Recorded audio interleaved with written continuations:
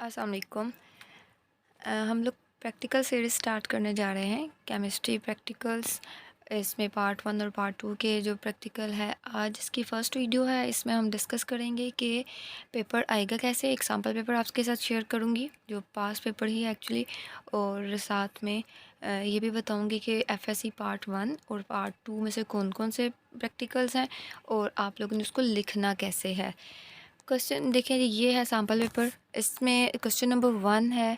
Question number 1 है जो कि साल्ट एनालिसिस से रिलेटेड है। इसमें दो बेसिक रेडिकल और एसिड रेडिकल, ये दोनों फाइंड आउट करने हैं। इसको हम बाद में इसकी डिटेल डिस्कस करेंगे, लेकिन क्वेश्चन नंबर 1 साल्ट एनालिसिस के रिलेटेड है और ये 10 मार्क्स का है। क्वेश्चन नंबर 2 जो है वो है टाइट्रेशन से रिलेटेड, ये भी 10 मार्क्स का है और ये पार्ट 1 में से आया हुआ है, मतलब एफएससी पार्ट 1 में टाइट्रेशन है। क्वेश्चन नंबर 3 जो है, इसमें प्रिपरेशन करनी है, जैसे prepare a pure sample Fido form है इसमें, तो ये 5 मार्क्स का। अब प्रिपरेशन फर्स्ट ईयर में भी है और सेकेंड ईयर में भी है, तो वो मैंने लिख दी है। आप लोगों ने कौन कौन से लिखनी है, उनमें से कोई एक मस्ट आएगी। अगर क्वेश्चन नंबर 4 है प्रैक्टिकल नोटबुक, जो आपने प्रिपेयर करनी है 2 मार्क्स की है। वाइवा जो होगा वो 3 मार्क्स का होगा। स्टार्ट करते हैं कि आप लोगों ने लिखने कौन कौन से हैं। सबसे पहले पार्ट 1 को डिस्कस करते हैं कि पार्ट 1 किस जिस सीक्वेंस से आपने नोटबुक पे लिखना है, उसी सीक्वेंस से मैंने यहाँ पे इसको लिखा हुआ है, तो आपने इसके स्क्रीनशॉट ले लीजिएगा। ये मैं सबको 1 बाय 1 डिस्कस नहीं करूँगी अभी, आपको बस अभी ये आइडिया हो जाए कि हमने लिखना कौन कौन सा है।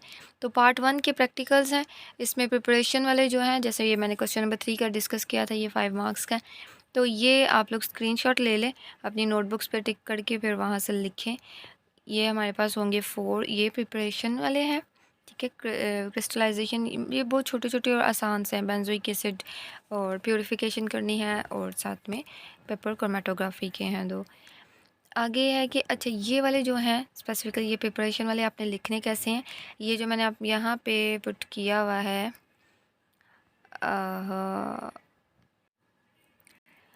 ये हो गया है फ्लिप। चलें, यहाँ से आप लोगों ने देख के लिखना नहीं है, लेकिन आप लोगों को यही मैंने बताना है कि आपने पेज पे कैसे लिखना है। सबसे पहले एक्सपेरिमेंट का नेम लिखेंगे, मतलब कौन सा है, नंबर बताएंगे सबसे पहले, और फिर उसकी स्टेटमेंट लिखेंगे, फिर जो उसका प्रोसीजर होगा, ठीक है। ये अभी मैं प्रिपरेशन के रिलेटेड बता रही हूँ। फिर इसका जो ब्लैंक वाला पेज है, लाइक ये क्रोमेटोग्राफी वाला मैंने लिया हुआ है, इसमें भी सेम आपने ऊपर बताना है, नंबर बताना है, उसका दोबारा टाइटल लिखेंगे जो अपने लाइनिंग वाले पेज पे लिखा है।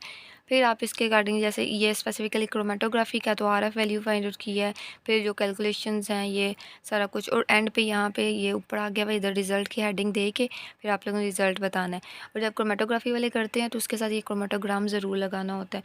2 हैं आपके सिलेबस में, तो आपने ये करने हैं, ठीक है। आगे हैं टाइट्रेशंस वाले। प्रिपरेशन का ये हो गया। अब जो टाइट्रेशन वाले हैं, टाइट्रेशंस जो हैं आपके सिलेबस में 3 तरह की हैं, तो इन तीनों के ये सीक्वेंस से ही लिखा हुआ है। तो सबसे पहले एसिड बेस्ड टाइट्रेशन, फिर रिडॉक्स का, और फिर आयोडोमेट्री का लिखा हुआ है। तो इसको आप स्क्रीनशॉट ले लें इसमें, और ये वाले आप लोगों ने लिखने हैं प्रैक्टिकल अपनी नोटबुक में। मैं अभी एक्सप्लेन करती हूँ कि लिखने कैसे हैं, ठीक। ये हो गया, और यहाँ से इसका ले लें। अब ये सारे ज़रूरी नहीं है मैंने सारी स्टेटमेंट लिखी हो, आपका इसमें स्टेटमेंट थोड़ी लेंथी भी हो सकती है, लेकिन एट दी एंड वो यही पूछेंगे कि डिटरमिन करें इसमें से। ये स्टार्टिंग पे लिखा होगा आपको कि जैसे ये मैंने क्वेश्चन नंबर 12 जो है थोड़ा डिटेल में लिखा हुआ है, क्योंकि ये जो पास पेपर के क्वेश्चन है मोस्टली वो मैंने सारे तो नहीं डिटेल में लिखे, लेकिन कुछ डिटेल में लिख दी मैं, जैसे ये है। इस तरह करके क्वेश्चन आपको पूछा गया होगा, और फिर at the and determine amount of acetic acid in the sample, ठीक है, इस तरह करके। और कई क्वेश्चन देखे मैंने डायरेक्ट ही लिखे हुए हैं कि डिटरमिन करनी है परसेंटेज कंपोजिशन भी किस में से, तो ये ना हो कि आप लोग पेपर बुक में से आपको समझ ही ना आए लिखना क्या है। तो ये देख लीजिएगा, अगर at the end of the statement ये लिखा हुआ कि ये डिटरमिन करना है, तो इसका मतलब है कि ये वही प्रैक्टिकल होगा, ठीक है। आगे 14 के बाद ये 15, 16, इसका ले लें 17, 12, ऐसे करके चले। ये 22, ये शुरू से लेके आगे तक इसकी नंबरिंग सेम उसी तरह हम लेके चलेंगे, ठीक है। अब ये 22 तक हो गया दोनों का। अब इसको लिखना कैसे है, सबसे पहले देखें आपने क्या करना है। इधर से मैं दोबारा बता रही हूँ, आपने देख के यहाँ से नहीं लिखना, लेकिन आपने ये देखना है कि फॉर्मेट कैसे ये होगा हमारा। सबसे पहले एक्सपेरिमेंट नंबर देंगे, उसका टाइटल लिखेंगे, प्रिंसिपल, प्रोसीजर, और एट दी एंड रिज़ल्ट। ये प्रोसीजर कंप्लीट हो जाएगा। नेक्स्ट पेज पे रिज़ल्ट, यहाँ पे देखें जो ब्लैंक पेज है वहाँ पे क्या क्या लिखना है। अब ब्लैंक पेज जो है वहाँ पे अगेन आपने एक्सपेरिमेंट नंबर देना होता है, अगेन आपने टाइटल पेज लिखना है, और यहाँ पे आप लोगों ने मस्ट मेंशन करना है कि स्टैंडर्ड सॉल्यूशन क्या है, इंडिकेटर क्या है, इसकी इक्वेशन क्या है, और कईयों के साथ उन्होंने आगे लिखा हुआ कि मोल रेशो क्या है इसकी, तो वो भी लिखें। और फिर जाके आप लोगों ने ऑब्जर्वेशन और कैलकुलेशन करनी होती है, ठीक है। ये ऑब्जर्वेशन, ये कैलकुलेशन, ये करके और एट दी एंड आपने ये देखें, ये कैलकुलेशन करके एंड पे ये रिज़ल्ट लिखना है, ठीक है। और कई एग्जामिनर हैं जो ये भी सजेस्ट करते हैं कि आप लोग ये वाला पोर्शन जो है लाइनिंग वाले पेज पे भी लिखें, मतलब दोनों पेजेस पे लिखें। सो अगर आप कंफर्टेबल हैं दोनों पे लिखने के लिए तो दोनों पे लिख लें, नहीं तो अगर आप इस पे भी लिख लेंगे तो काम हो जाएगा। अच्छा, ये पार्ट 1 के हो गए कंप्लीट। नेक्स्ट हमारे पास आते हैं एफएससी पार्ट 2 के practicals, organic preparations and gravimetric analysis. सबसे पहले ये ऐड किया है, उसके बाद साल्ट एनालिसिस किया हुआ है। ये जैसे आप लोग पहले सीक्वेंस से लिख रहे थे, वहाँ पे देखें मैंने 22 तक वो नंबर था, आगे 23 से ये वहीं से आगे आप स्टार्ट करेंगे, एक्सपेरिमेंट नंबर ऐसे ही देंगे।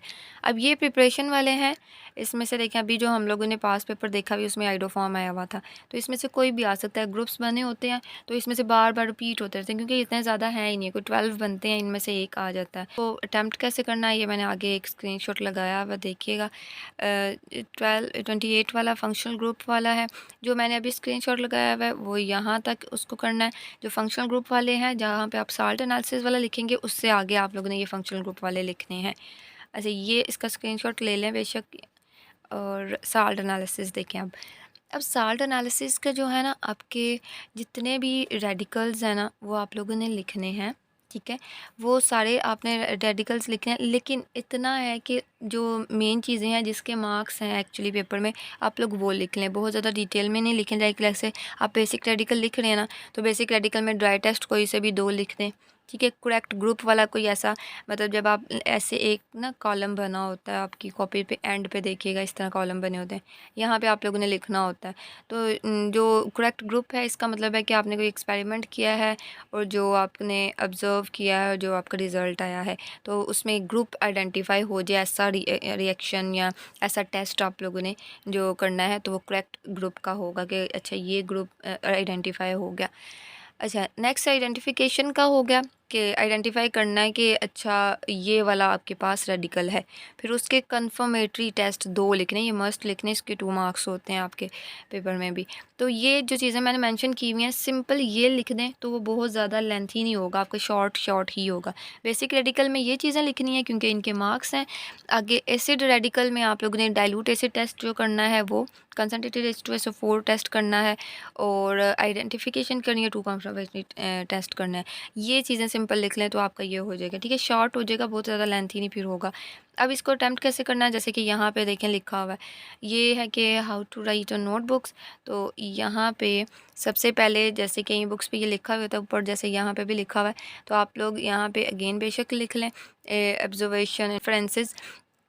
ड्राई टेस्ट है इसमें, सबसे पहले जैसे मैंने अभी बताया उसके मार्क्स हैं। ड्राई टेस्ट आपने करने हैं, कोई से भी 2 कर लें, लाइक जहाँ यहाँ पे फ्लेम टेस्ट और फिल्टर एश टेस्ट है। इसी तरह हेडिंग दे के उसके ऑब्जर्वेशन क्या है, उसका इन्फ्रेंसेस क्या है, ठीक है, उसके रिजल्ट क्या है वो लिखने। फिर देखें ग्रुप आइडेंटिफिकेशन का भी टेस्ट होता है, उसका हेडिंग दे, उसका लिखें कि ये ग्रुप आइडेंटिफिकेशन के लिए, फिर रेडिकल आइडेंटिफिकेशन के लिए। और ये देखें एंड पे आप कन्फर्मेटरी टेस्ट कोई से भी 2 लिख दें जिसकी आपको अंडरस्टैंडिंग हो जाती है, ये 1 और 2, ठीक है। 2 ज़रूर करने हैं हर एक के। तो ये लिख के एट दी एंड अपने रिज़ल्ट लिखना है कि क्या कंफर्म हमारे पास हुआ है। तो ये हमारे पास हो गया रिटन, ठीक है। अभी हम लोग ने ये डिस्कस किया कि हम लोग ने लिखना कैसे है।